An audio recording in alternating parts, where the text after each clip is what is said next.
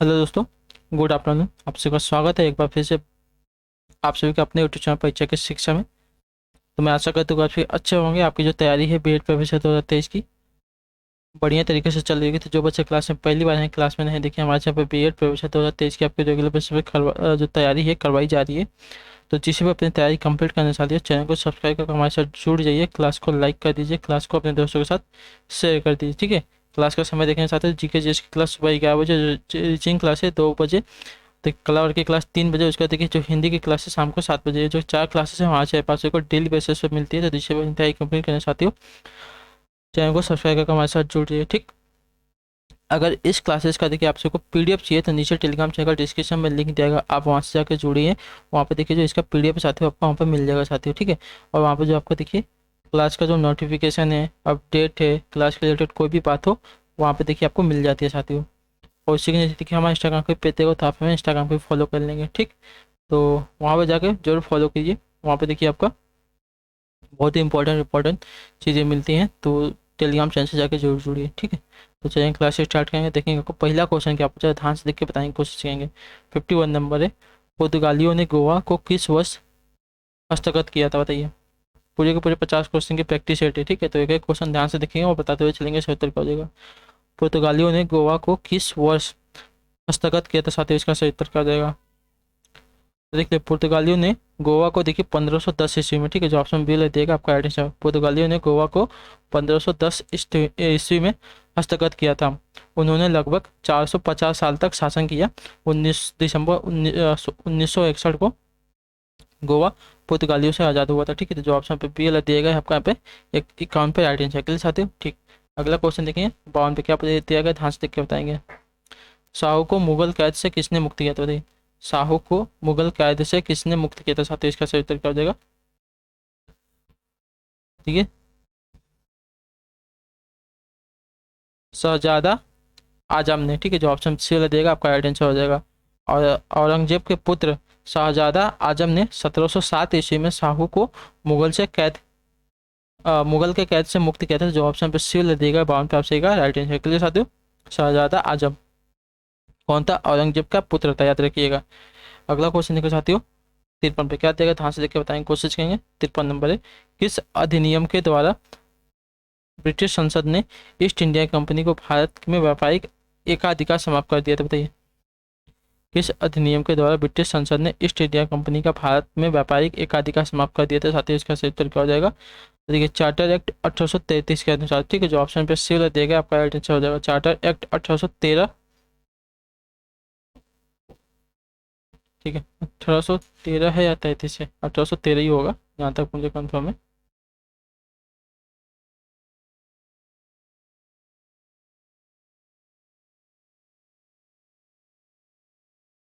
ठीक है सत्य, 1833 नहीं है, 1813 है। ठीक है। चार्टर एक्ट 1813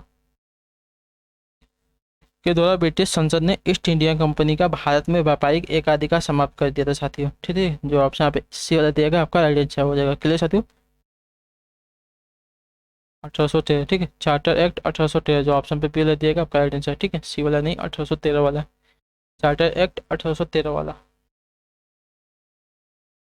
क्लियर साथियों। ठीक।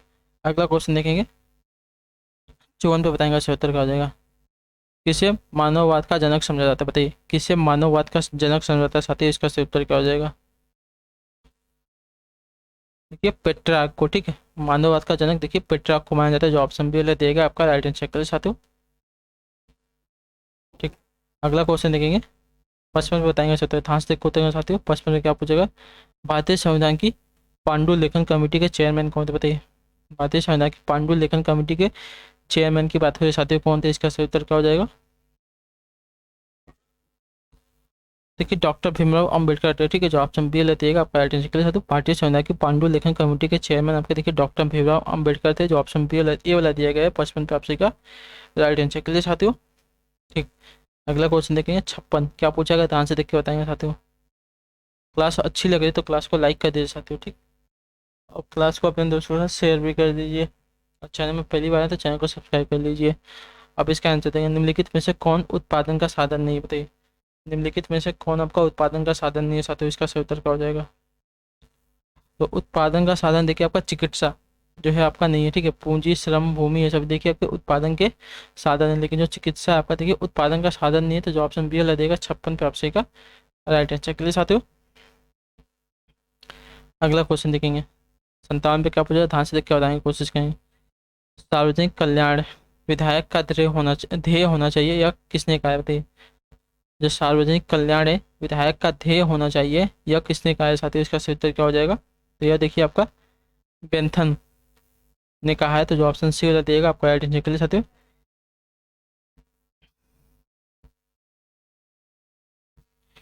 क्लियर। अगला देखिए आपका 58 नंबर, ध्यान से देख के बताएंगे, कोशिश करेंगे सही उत्तर क्या हो जाएगा।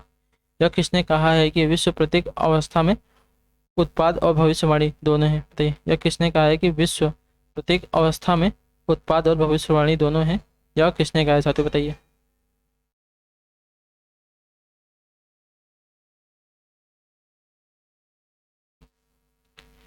तो देखिए मार्क्स ने, ठीक है। जो ऑप्शन यहाँ पे बी दिएगा आपका राइट आंसर। के लिए साथियों विश्व प्रत्येक अवस्था में उत्पाद और भविष्यवाणी दोनों है, यह जो कथन है आपका देखिए मार्क्स का है। तो जो ऑप्शन बी दिया गया है आपका यहाँ पे राइट आंसर। के लिए साथियों ठीक। अगला क्वेश्चन देखिए साथियों 59 बताएंगे, कोशिश करेंगे ध्यान से देख के उत्तर देंगे। सामान्य इच्छा के सिद्धांत को प्रस्तुत किया है किसने, बताइए। सामान्य इच्छा के सिद्धांत को किसने प्रस्तुत किया साथियों, 59 पर से उत्तर क्या हो जाएगा। तो देखिए रूसो ने, ठीक है। जो ऑप्शन डी वाला दिया गया है आपका राइट आंसर। के लिए साथियों सामान्य इच्छा के सिद्धांत को किसने प्रस्तुत किया है, तो रूसो ने। क्लियर है। कुछ भी डाउट होगा कमेंट करके पूछिए, ठीक। 60 नंबर है, 1871 में कलकत्ता में हिंदू कॉलेज की स्थापना किसने की थी। 1817 में कलकत्ता में हिंदू कॉलेज की स्थापना किसने की थी साथियों, इसका सही उत्तर क्या हो जाएगा। देखिए डेविड हेयर ने, ठीक है। जो ऑप्शन बी वाला देगा आपका राइट आंसर। के लिए साथियों कलकत्ता में सन 1870 में हिंदू कॉलेज की स्थापना आपकी डेविड हेयर ने और एलेक्जेंडर डफ ने राजा राम मोहन राय के समर्थन में की थी, ठीक है। जो ऑप्शन यहाँ पे बी वाला दिएगा आपका राइट आंसर हो जाएगा। और दो जन भी थे, उनका भी नाम याद रखिएगा, एलेक्जेंडर डफ और डेविड हेयर।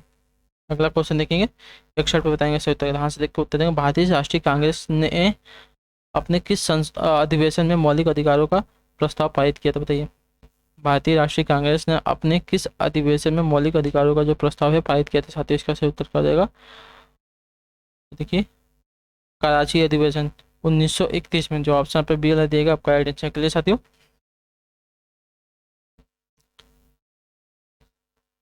भारतीय राष्ट्रीय कांग्रेस ने कराची अधिवेशन 1931 में मौलिक अधिकार और राष्ट्रीय आर्थिक नीति का प्रस्ताव पारित किया था। इस अधिवेशन के अध्यक्ष देखिए आपके सरदार वल्लभ भाई पटेल थे। क्लियर साथियों ठीक है। अगला देखेंगे आपका 62 नंबर, ध्यान से देख के बताएंगे, कोशिश करेंगे सत्य का। निम्नलिखित में से पूर्व पास पूर्व पूरा पाषाण काल से कौन संबंधित है, बताइए। निम्नलिखित में से पूर्व पूरा पाषाण काल से कौन संबंधित है साथियों, 62 पे से उत्तर क्या हो जाएगा। तो देखिए आपके खड़ा मानव। जो ऑप्शन पे बी दिएगा आपका राइट आंसर। के लिए साथियों पूर्व पूरा पाषाण काल से होमो इरेक्टस यानी कि खड़ा या तो सीधा मानव संबंधित है साथियों। क्लियर है। तो जो ऑप्शन यहाँ पे पी दिएगा आपका यहाँ पे राइट आंसर हो जाएगा। क्लियर ठीक। अगला है आपका 63 नंबर, क्या पूछा गया ध्यान से देखेंगे। निम्नलिखित में से कौन सा स्थल नव पाषाण काल को दर्शाता है, बताइए। निम्नलिखित में से कौन सा जो स्थल है नव पाषाण काल को दर्शाता है साथियों, 63 पे सही उत्तर क्या हो जाएगा। तो चिरांद। जो ऑप्शन ए वाला दिया गया आपका राइट आंसर। क्लियर। 63 पे जो ऑप्शन ए वाला दिया गया है, जो चिरांद है आपका नव पाषाण काल से संबंधित है। क्लियर। अगला क्वेश्चन देखेंगे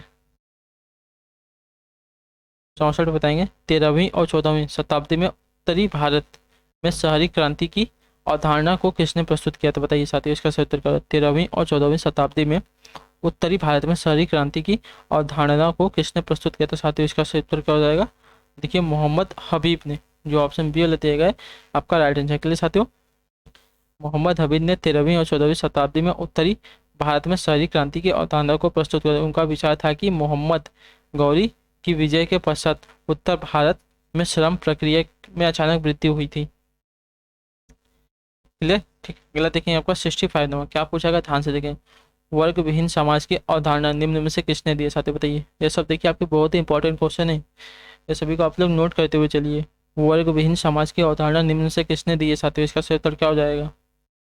तो देखिए कार्ल मार्क्स ने दी है। ठीक है, वर्ग विहीन समाज की जो अवधारणा है आपकी कार्ल मार्क्स ने दी है। जो ऑप्शन ए वाला दिया गया है 65 पे आपसे का राइट आंसर के लिए साथियों। ठीक, वर्ग विहीन समाज का अर्थ क्या होता है? तो ऐसा समाज जिसमें कोई भी व्यक्ति किसी भी सामाजिक वर्ग में जन्म नहीं लेता है।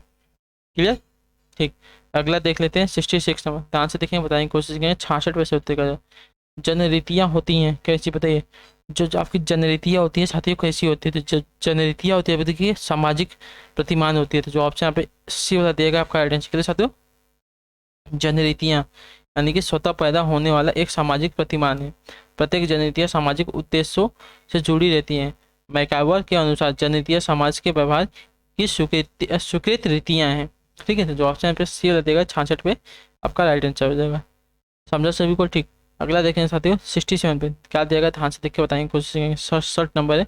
निम्नलिखित में से किसने कहा हिंदू विवाह एक धार्मिक संस्कार है? तो किसने कहा है कि जो हिंदू विवाह है एक धार्मिक संस्कार है साथियों? देखिए के एम कपाड़िया ने। ठीक है, जो ऑप्शन पे पी लगेगा आपका राइट आंसर हो जाएगा। के एम कपाड़िया के अनुसार जो हिंदू विवाह है एक धार्मिक संस्कार है साथियों। उन्होंने कहा है कि यह एक पवित्र संस्कार है क्योंकि यह तभी पूर्ण होता है जब इसे पवित्र मंत्रों द्वारा किया जाए। क्लियर? ठीक, अगला देखेंगे 68 पे। ध्यान से देख के बताएंगे साथियों, सही उत्तर क्या हो जाएगा। व्हाट इज सोशलाइज नामक पुस्तक के लेखक कौन? व्हाट इज सोशलाइज नामक पुस्तक के लेखक कौन है साथियों? 68 पे सही उत्तर क्या हो जाएगा। देखिए व्हाट इज सोशलाइज पुस्तक के लेखक आपके देखिए एलेक्स इंकेलेस है। ठीक है, एलेक्स इंकेलेस है। तो जो ऑप्शन सी वाला दिया गया है 68 पे आपका right answer. What is socialise नामक पुस्तक के लेखक पे एलेक्स इंकेलेस है। अगला क्वेश्चन देखेंगे 69। ध्यान से देखकर बताएंगे साथियों, सत्य का समाज सामाजिक संबंधों का जाल है, यह कथन किसका है? जो समाज है आपका सामाजिक संबंधों का जाल है, यह कथन किसका साथियों? तो यह कथन देखा मैकाइवर एवं पेज का है। ठीक है, जो ऑप्शन पर सी वाला देगा आपका राइट है। ये क्वेश्चन तो आप लोग इंपॉर्टेंट करके लिखिए कि आपको पूछा ही जाएगा। ठीक है, जो समाज है सामाजिक संबंधों का जाल है, यह जो कथन है आपका मैकाइवर और पेज का है। ये बात पे याद रखिएगा। ठीक, अगला क्वेश्चन देखेंगे आपका 70 पे बताएंगे सही उत्तर का। बलवंत राय मेहता समिति का जो गठन है कब हुआ था साथियों, बताइए। जो बलवंत राय मेहता समिति है इसका गठन कब हुआ था साथियों? इसका सही उत्तर क्या हो जाएगा। देखिए वर्ष 1957 में। ठीक है, जो ऑप्शन सी वाला देगा आपका राइट आंसर के लिए साथियों। वर्ष 1957 में राष्ट्रीय विकास परिषद द्वारा बलवंत राय मेहता समिति का गठन हुआ था। इस समिति ने भारत में त्रिराष्ट्रीय पंचायती राज व्यवस्था की सिफारिश की थी। क्लियर है? ठीक, अगला देखेंगे साथी 71 पे बताएंगे सही उत्तर क्या हो जाएगा। ध्यान से देखेंगे बताएंगे निम्नलिखित में से कौन संस्था नहीं, बताइए। विवाह परिवार धर्म भवन, कौन इसमें से आपका एक संस्था नहीं साथियों? तो देखिए भवन, भवन जो है देखिए आपकी एक संस्था नहीं होती, याद रखिएगा। विवाह परिवार एवं धर्म संस्था के उदाहरण है साथियों। संस्था वह कार्य प्रणाली है जिसके द्वारा मनुष्य समिति या संगठन अपने उद्देश्य की पूर्ति करते हैं। क्लियर है? समझा सभी को? ठीक, अगला देखें साथियों 72 पे क्या पूछा गया। ध्यान से देख के बताएंगे कोशिश करें। तो 72 नंबर है। पारंपरिक हिंदू सामाजिक व्यवस्था में जीवन का अंतिम लक्ष्य क्या, बताइए। पारंपरिक हिंदू सामाजिक व्यवस्था में जीवन का जो अंतिम लक्ष्य है साथियों क्या है साथियों? इसका सही उत्तर क्या हो जाएगा। तो अंतिम लक्ष्य देखिए आपका हो जाएगा मोक्ष है। ठीक है, जो ऑप्शन ए वाला दिया गया आपका राइट आंसर के लिए साथियों। पारंपरिक हिंदू सामाजिक व्यवस्था में मानव जीवन का जो अंतिम लक्ष्य साथियों मोक्ष है। चाणक्य ने अपने नीति शास्त्र में जीवन के 4 लक्ष्य बताए हैं, धर्म अर्थ काम तथा मोक्ष। ठीक है, तो जो ऑप्शन ए वाला दिया गया आपका यहाँ पे राइट आंसर। अगला क्वेश्चन देखेंगे 73 पे क्या पूछा गया। ध्यान से देख बताएंगे इंडियन विलेज नामक पुस्तक के रचयिता कौन है? उत्तर दीजिए साथियों इसका।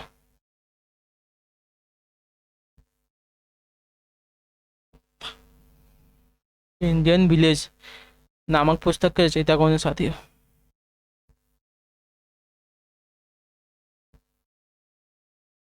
तो देखिए श्याम चरण दुबे हैं। ठीक है, यानी कि SC दुबे, श्याम चरण दुबे हैं। तो जो ऑप्शन यहाँ पे बी वाला दिएगा आपका राइट आंसर के लिए साथियों। RB चौहान की बात कर देखिए और राजस्थान विलेज इन्होंने क्या लिखी है, और राजस्थान विलेज इन्होंने लिखी, याद रखिएगा। अगला क्वेश्चन देखेंगे 74 पे क्या पूछा गया। ध्यान से देख के बताएंगे उत्तर। एगमार्क एक्ट भारत में कब लागू किया गया था? एगमार्क एक्ट जो है भारत में कब लागू किया गया था साथियों? इसका सही उत्तर क्या हो जाएगा। तो वर्ष 1937 में। ठीक है, जो ऑप्शन ये वाला दिया गया है 74 पक्षी का राइट आंसर। ठीक है, एक मार्ग एक्ट भारत में वर्ष 1937 में लागू किया गया था साथियों। एक मार्ग का देखिए फुल फॉर्म क्या होता है, तो एग्रीकल्चर मार्केटिंग होती है। ठीक है, याद रखिएगा। अगला है आपका 75 बताएंगे, 70 का हो जाएगा। उत्तर प्रदेश में निम्नलिखित में से किन फसलों का देश में सबसे बड़ा उत्पादक नहीं है?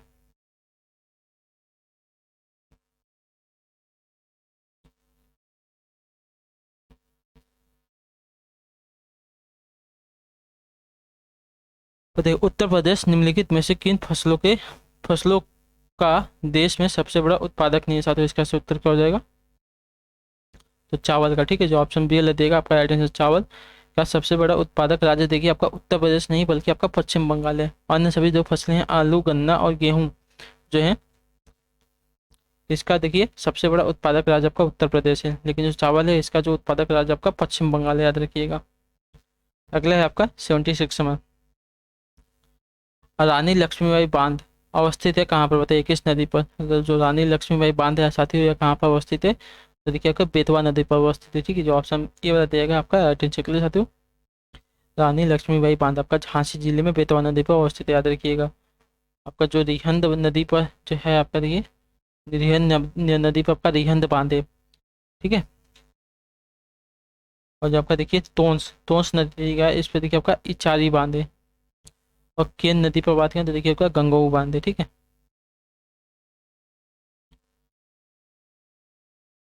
आगे देखेंगे तो 77 पे क्या पूछा गया, ध्यान से देखिए। सूची 1 को सूची 2 से सम्मिलित कीजिए तथा सूचियों के नीचे दिए गए कोड का प्रयोग करके सही उत्तर चुनना चाहते हो। ठीक, सूची 1 दिया गया, सूची 2 दिया गया। पहले क्या दिया गया, भारतीय गन्ना अनुसंधान संस्थान कहाँ पर स्थित है? तो भारतीय गन्ना अनुसंधान संस्थान देखिए आपका लखनऊ में स्थित है। ठीक, एक के साथ दूसरे का मिलान होगा। Central pump and paper research institute ये कहाँ पर स्थित है साथियों, तो ये देखिए आपका सहारनपुर में स्थित है। ठीक, तो बी का एक साथ मिलान होगा। और राष्ट्रीय चीनी अनुसंधान संस्थान कहाँ पर स्थित है, तो देखिए आपका इस कानपुर में स्थित है। ठीक, और वीवी गिरी राष्ट्रीय श्रम संस्थान कहाँ पर है, तो ग्रेटर नोएडा में। क्लियर, स्क्रीन शॉट ले 2143 2143 देखिए आपका ऑप्शन नंबर ए में दिया गया आपका कूट, तो आपका सही हो जाएगा। स्क्रीन शॉट ले, इसका आपको आगे काम आ जाएगा। ऐसे क्वेश्चन देखिए एक साथ आपके देखिए 4 क्वेश्चन यहाँ पे तैयार हो गए हैं। ठीक है, एक ही जगह पे आपके 4 क्वेश्चन है। अगला देखेंगे, इसे बताएंगे नाम दफा राष्ट्रीय उद्यान भारत के किस राज्य में स्थित है, बताइए। नाम दफा राष्ट्रीय उद्यान है साथियों भारत के किस राज्य में स्थित है, 78% उत्तर क्या हो जाएगा, तो अरुणाचल प्रदेश में। ठीक है, जो ऑप्शन सी वाला देगा आपका आंसर साथियों। नाम दफा राष्ट्रीय उद्यान देखिए आपका अरुणाचल प्रदेश में स्थित है। ले असम में सभी को पता होगा कांजीरंगा है। ठीक है, कांजीरंगा राष्ट्रीय उद्यान है। उत्तर प्रदेश में क्या है, तो उत्तर प्रदेश में देखिए साथियों आपको दुधवा राष्ट्रीय उद्यान है। ठीक है, दुधवा राष्ट्रीय मध्य प्रदेश में क्या है, तो मध्य प्रदेश में देखिए आपका कान्हा किसली कान्हा किसली राष्ट्रीय उद्यान है। क्लियर, अगला है आपका 79, ध्यान से देखिए बताएंगे नवडाटोली किस राज्य में अवस्थित है, बताइए। नवडाटोली किस राज्य में अवस्थित है साथियों, 79 पे सही उत्तर क्या हो जाएगा, तो देखिए आपका मध्य प्रदेश में स्थित है। ठीक है, जो ऑप्शन डी वाला देगा आपका यहाँ पे राइट आंसर के लिए साथियों। ठीक, अगला देखेंगे 70-80 पे बताएंगे राइट आंसर। ध्यान से होता है एलिफेंटा के प्रसिद्ध शैल को काटकर बनाए गए मंदिरों का श्रेय दिया जाता है किसको, बताइए। एलिफेंटा के प्रसिद्ध शैल को काटकर बनाए गए मंदिरों का जो श्रेय है साथियों किसको दिया जाता है, इसका सही उत्तर क्या हो जाएगा, तो देखिए राष्ट्रकूटों को। ठीक है, जो ऑप्शन पे डी वाला दिया गया आपका राइट आंसर के लिए साथियों। एलिफेंटा के प्रसिद्ध शैल को काटकर राष्ट्रकूटों ने मंदिर का निर्माण किया है साथियों। ठीक है, राष्ट्रकूट वंश का अपार योगदान मूर्ति कला में है। और एलिफेंटा की गुफाएं देखिए 7 गुफाओं का एक संग्रह है। यहाँ स्थित भगवान शिव की 3 मुख वाली त्रिमूर्ति राष्ट्रकूट का शाही प्रतीक चिंता ले रहे। ठीक, अगला देखें 81 बताएंगे इनपुट लोग नहीं पाए जाते किस में, बताइए। Sorry, Inuit Inuit. ठीक है, इनुइट लोग पाए जाते हैं, नहीं पाए जाते हैं यहाँ पे। इनुइट लोग नहीं पाए जाते कहाँ पर साथियों, इसका सही उत्तर क्या आ जाएगा, तो देखिए इनुइट लोग जो है स्वीडन में नहीं पाया जाता। ठीक है, जो ऑप्शन पे डी वाला दिया गया है 81 पे आपसे का राइट आंसर। प्लीज आते हो जो इट लोग हैं आपका देखिए ग्रीनलैंड, कनाडा, संयुक्त राज्य अमेरिका, अलास्का, रूस के बर्फीले आर्कटिक इलाके में रहते हैं, लेकिन स्वीडन में नहीं रहते, याद रखिएगा। अगला क्वेश्चन देखेंगे 82 पे क्या पूछा गया, ध्यान से देख के उत्तर देंगे साथियों। आंध्र प्रदेश एक भाषाई राज्य के रूप में कब गठित हुआ था, बताइए। आंध्र प्रदेश एक भाषाई राज्य के रूप में कब गठित हुआ था साथियों, 82 पे से उत्तर क्या हो जाएगा। देखिए 1 अक्टूबर 1953 में, ठीक है। जो ऑप्शन पे ये वाला दिया गया है आपका, बी वाला दिया गया आपका 1 अक्टूबर 1953 में। क्लियर है। अगला क्वेश्चन देखेंगे 83 बताएंगे से उत्तर क्या होगा। शुद्ध निर्यात किसके बारे में होता है, किसके बराबर होता है, बताइए। जो शुद्ध निर्यात है साथियों किसके बराबर होता है।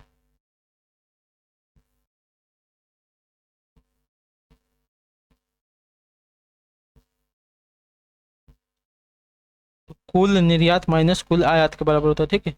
कुल निर्यात माइनस कुल आयात के बराबर होता है। जो आपका शुद्ध निर्यात होता है कुल निर्यात माइनस कुल आयात के बराबर होता है। अगला क्वेश्चन देखेंगे 84 पे क्या जाएगा, ध्यान से देखिए बताएंगे साथियों। परिवहन संचार वाणिज्य किसके अंतर्गत आता है, बताइए। परिवहन संचार वाणिज्य किसके अंतर्गत आते हैं साथियों, इसका सही उत्तर क्या हो जाएगा। तो देखिए आपके तृतीय गतिविधियों के अंतर्गत आता है, ठीक है। जो ऑप्शन पे सी वाला दिया गया है 84 पे आपसे का है। बाद में परिवहन संचार और जो वाणिज्य आपके तृतीय गतिविधियों के अंतर्गत आते हैं। क्लियर है। अगला देखेंगे साथियों 85 का, ध्यान से देख के बताएंगे, कोशिश करेंगे। मुद्रा एवं वित्तीय मामले में सरकार का वित्तीय सलाहकार एवं अभिकर्ता निम्न में से कौन है।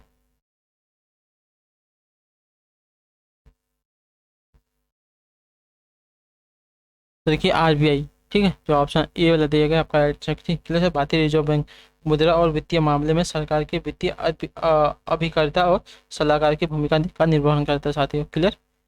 ठीक। अगला क्वेश्चन देखें 86 में क्या पूछा गया, ध्यान से देख के बताएंगे साथियों।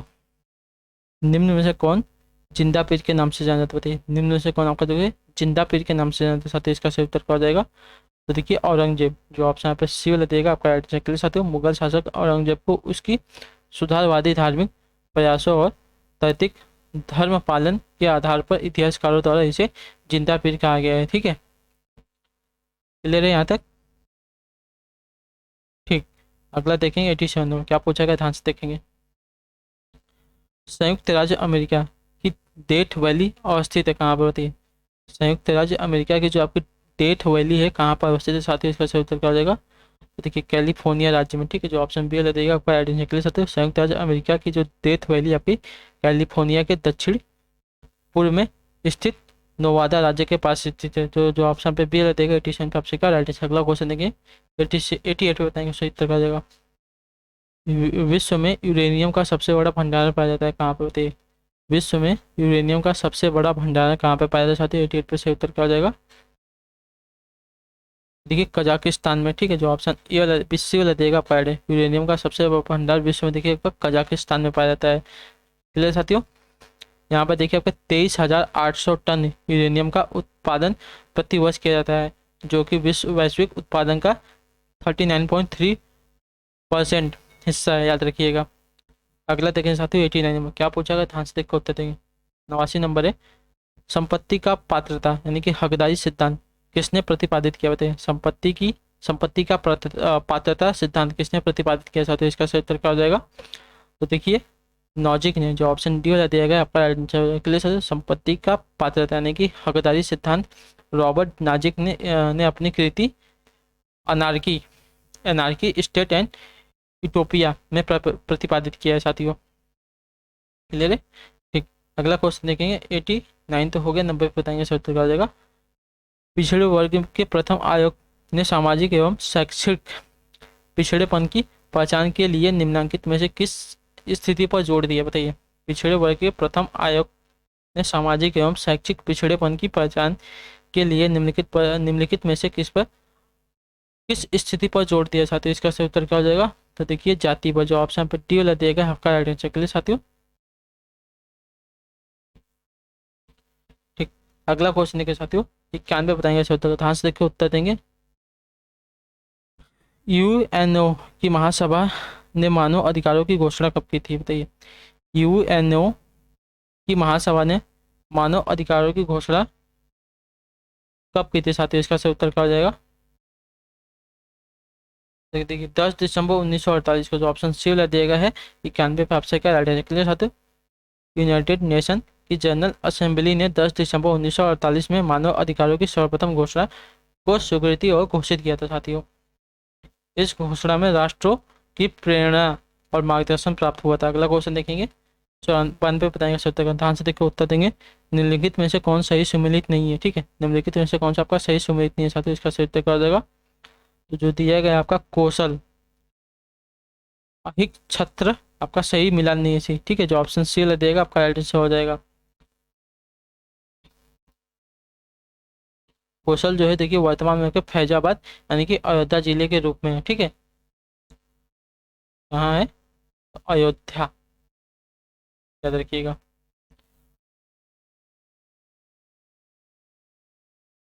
और उसकी राजधानी देखिए आपकी श्रावस्ती थी, याद रखिएगा। उस समय की बात हो रही है, तो उसकी जो राजधानी थी उस समय देखिए आपकी श्रावस्ती थी। जो अहिंस शस्त्र था, जो अहिंस शस्त्र देखिए आपके पांचाल की राजधानी थी। ठीक है, जो अहिंस शस्त्र था देखिए पांचाल प्रदेश की राजधानी थी, ना कि कौशल की। कौशल की राजधानी आपकी देखिए आपकी श्रावस्ती थी। और वस्त्र, वस्त्र की जो राजधानी की कौशंबी थी। मत्स्य, जिसका देखिए विराटनगर था। और अंग, अंग की जो राजधानी की आपकी चंपा थी। क्लियर है? ठीक। और इसकी राजधानी क्या थी? ये तो इसका दूसरा नाम होगा। और इसकी राजधानी देखिए अभी लिख दूँ वरना बार बार श्रावस्ती जब नोट्स देखेंगे तब कंफ्यूज हो जाएंगे। और ये किसकी राजधानी की? ये देखिए आपकी पांचाल की राजधानी थी। क्लियर है? अगला देखेंगे 93 नंबर, क्या पूछा गया? ध्यान से देख के उत्तर देंगे। निम्नलिखित में से सामाजिक नियंत्रण और औपचारिक साधन कौन से होते हैं? निम्नलिखित में से सामाजिक नियंत्रण का औपचारिक साधन कौन सा साधन है? 93 पे सही उत्तर क्या हो जाएगा बताइए? तो देखिए कानून है। ठीक है, जो ऑप्शन डी वाला देगा आपका राइट आंसर हो जाएगा। क्लियर साथियों? जो कानून है आपका देखिए सामाजिक नियंत्रण और औपचारिक साधन है। क्लियर है? ठीक। अगला क्वेश्चन देखिए साथियों 94 नंबर, क्या पूछा गया? ध्यान से देखेंगे। जाति की उत्पत्ति का व्यावसायिक सिद्धांत क्या है? जाति की उत्पत्ति का जो व्यावसायिक सिद्धांत है दिया है किसने? इसका सही उत्तर क्या हो जाएगा साथियों? तो देखिए नेस्फील्ड ने, जो ऑप्शन बी वाला देगा आपका राइट आंसर। क्लियर साथियों? नेस्फील्ड ने जाति की उत्पत्ति का व्यावसायिक सिद्धांत दिया है। क्लियर है? इनके अनुसार देखिए भारत में जाति किसी व्यक्ति के व्यवसाय के अनुसार विकसित हुई है। बात भी सही है। अगला क्वेश्चन देखेंगे साथियों 95 बताएंगे सर, तो ध्यान से देख कर उत्तर देंगे। सामान्य इच्छा सिद्धांत किसने दिया? बताइए सामान्य इच्छा सिद्धांत किसने दिया साथियों? 95 पे सही उत्तर क्या हो जाएगा?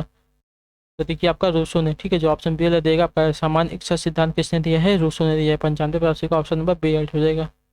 क्लियर है? ठीक। अगला देख लेते हैं 96 में क्या दिएगा, ध्यान से देख के बताएंगे साथियों। दलित पैंथर मूवमेंट कहाँ प्रारंभ किया गया था? बताइए दलित पैंथर मूवमेंट कहाँ पर प्रारंभ किया गया था साथियों? 96 पे सही उत्तर क्या हो जाएगा? तो देखिए आपका महाराष्ट्र में। ठीक है, जो ऑप्शन डी वाला दिएगा आपका दलित पैंथर मूवमेंट आपका महाराष्ट्र में प्रारंभ किया गया था। क्लियर साथियों? ठीक।